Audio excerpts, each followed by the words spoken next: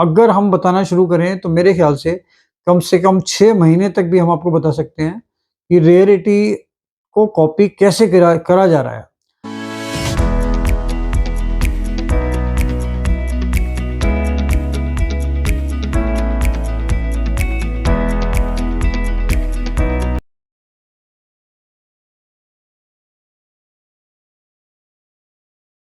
जिन चीज़ों को बहुत ज़्यादा पब्लिसाइज़ किया हुआ है, लोगों को सबको पता है कि भई ये रेयर हैं, तो उनकी कॉपी होना तो बहुत नॉमिनल सी बात है और उनको डिफ़िकल्ट होता है कि किसी को फ़ोटो देख के ये बता पाना कि वो ओरिजिनल है या फ़ेक है। और इससे रिलेटेड मैं एक चीज़ और बताता हूँ आपको कि अभी 2-3 दिन पहले ही मेरे पास एक कॉइन आया था 1840 का विलियम का। तो 1840 का विलियम का कॉइन एक रेयरेस्ट कॉइन होता है और वो बहुत ही कम नोन है। आप मानकर चलिए टोटल मिलाकर ही 400-500 कॉइन पूरे इंडिया के अंदर अभी अवेलेबल होंगे, जिसमें से जो नोन है वो मुश्किल से 50 के आसपास नोन होंगे। तो वो भी हमने पूरा उसको चेक किया, तो उसके अंदर हमें थोड़ा-सा डाउट था।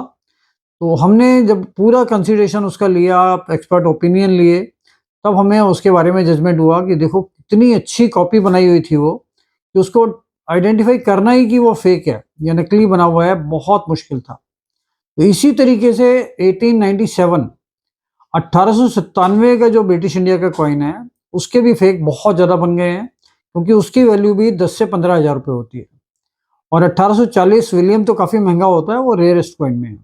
तो उनकी कॉपी बनना बहुत नॉर्मल सी बात है। तो ये जितने भी कॉइन्स अगर मार्केट में आप रेयर समझकर खरीदते हैं या ख़ास तौर से आप कहीं पर भी ईबे या कोई भी ऑनलाइन प्लेटफ़ॉर्म पे जो कहीं पर भी ये सारी चीज़ें मिलती हैं, तो उसमें चांसेस हो सकते हैं कि ये चीज़ें आपको नकली मिले। क्योंकि कुछ लोग हमारे साथ ऐसे भी आते थे ऑफ़िस में कि जो ऑनलाइन प्लेटफ़ॉर्म पर ये सारी रेयर चीज़ें खरीद के हमें बेचने की कोशिश करते थे।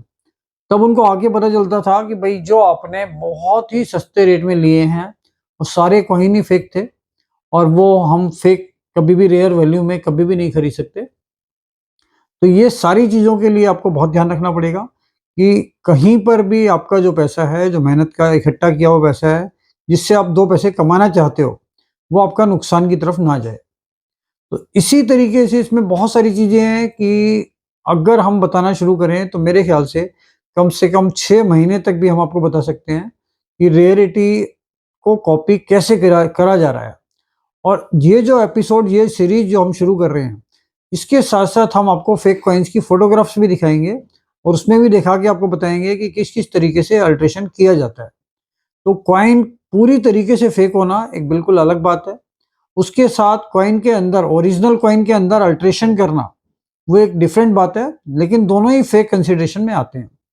और इसके अलावा एक चीज़ और बहुत ज़्यादा कॉमन है, बहुत ही ज़्यादा कॉमन है, कि कॉपर के अंदर कुछ कॉइन होते हैं जिस पे लिखा होता है 1 आना या हाफ आना लिखा होता है और ज़्यादातर वो डेट डालते हैं 1818 या 1830, इस तरीके की वो डेट डालते हैं और उस पे आगे जो है वो राम दरबार बना होता है या की फ़ोटो होती है, 2 बंदर होते हैं।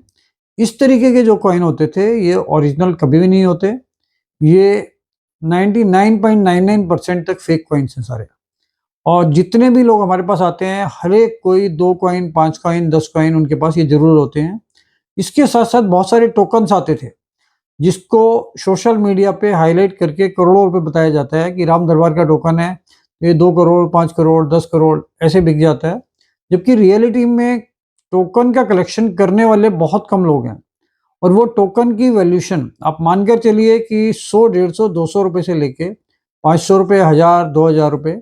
और बहुत रेयर अगर कुछ टोकन्स आते थे कि जो बिल्कुल ही डिफरेंट हो और उनके कलेक्शन में ना हो, तो 2, 4, 5,000, 10,000 तक भी वो बिक सकते थे। लेकिन राम दरबार के टोकन और इस टाइप के जो भी टोकन्स आते हैं, उनकी वैल्यू नॉर्मली 100, 150, 200, 500 रुपए तक नॉर्मली होती है। तो उससे भी लोगों को कन्फ्यूज़न रहता है कि ये तो बहुत रेयर चीज़ें हैं।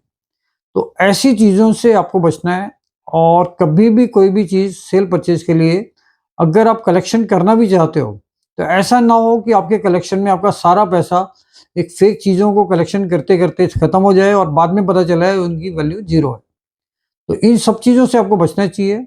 और इस वीडियो से रिलेटेड हम आपको करेंसी में भी इसका बताएँगे करेंसी में भी मैनिपुलेशन किस तरीके से हो रहा है और कैसे कैसे वो चीज़ें बन रही हैं। तो इस एपिसोड में आप ये देखिए कि करेंसी के अंदर हम लोगों के पास बहुत सारे नोट ऐसे आए हैं। 1964 का एक नोट आता है 1 रुपीज़ का। सबको पता है सबसे रेयर 1964 1 रुपीज़ का पैकेट होता था, जो एक पैकेट की वैल्यू जब हम इस लाइन में आए थे लगभग 18-20 साल पहले, तो उस समय 1 रुपए का 1964 का एक पैकेट मतलब 100 रुपए की वैल्यू ऑलमोस्ट 50 लैक्स के आसपास होती थी, 50 लाख रुपए। फिर उसके बाद इसमें बहुत ज़्यादा वेरिएशन आया और ये पैकेट लगभग 10 से 12 लाख रुपए पे आ गया था और अब इसकी वैल्यू 15 से 18 लाख तक पहुंच गई है। तो बहुत सारे पैकेट, कम से कम 10 से 12 पैकेट पूरे के पूरे डुप्लीकेट नकली नोट बना के लोगों ने हमें दिखाए हैं सेल करने के लिए। भाई ये चीज़ पूरा पैकेट हमारे पास है और आप इसकी कितनी वैल्यू दोगे? तो वो इजीली आइडेंटिफाई नहीं होता था, लेकिन हम जैसे पेपर को देखते हैं, पेपर क्वालिटी का हमें जजमेंट हो जाता था।